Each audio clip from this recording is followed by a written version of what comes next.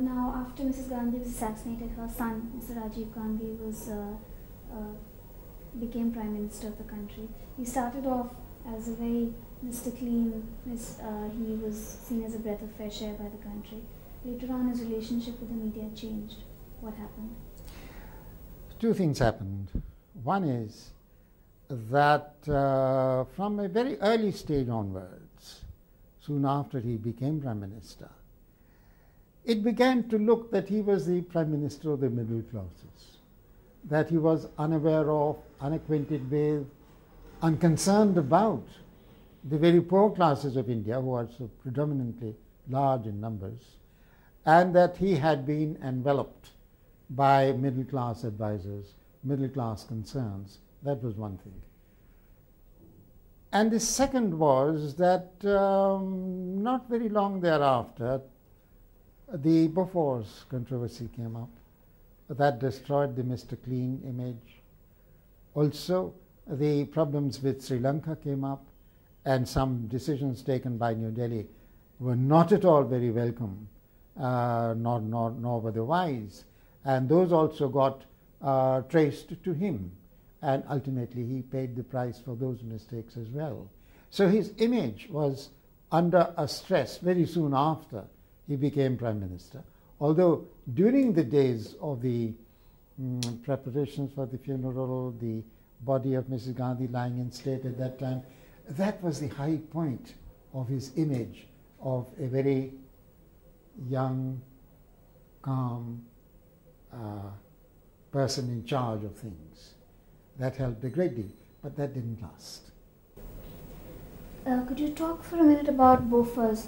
There was that time, that period, that a lot of his ministers, Mr. V.P. Singh, Mr. Arun Nehru, who was a part of the party, also people of the Lok Sabha, Mr. Arjun Singh, Amitabh Bachchan, etc., were all thrown out of the party, Mr. Rajiv Gandhi's party.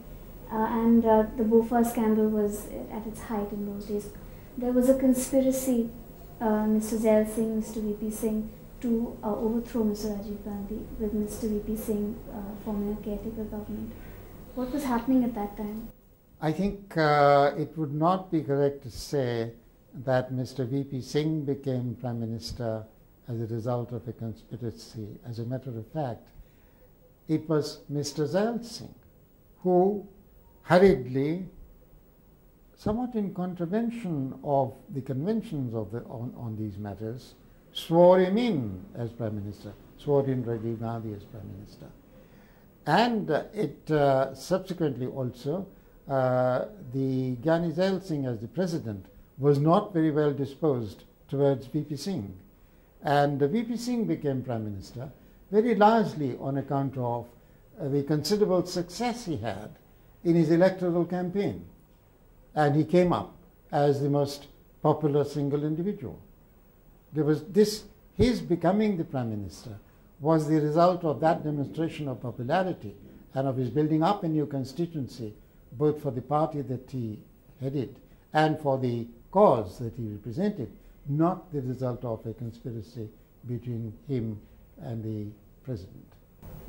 But while Mr. Rajiv Gandhi was Prime Minister, it was said that Mr. V.P. Singh and Mr. Zail Singh were trying to overthrow him. Of course, then just after that, Mr. Zail Singh retired. Yet his time was over as President, and Mr. Venkaraman was sworn in. So nothing came of it. But it was said that the media especially made much of the conspiracy to overthrow Rajiv Gandhi.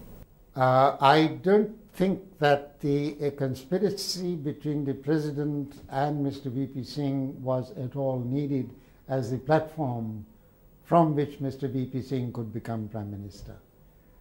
The fact was that Mr. Rajiv Gandhi and his party lost that election.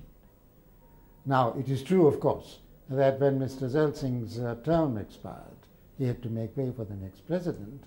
But I think that the Prime Ministership of Mr. V.P. Singh owes itself much more to much broader and democratic responses than it does to any palace coup.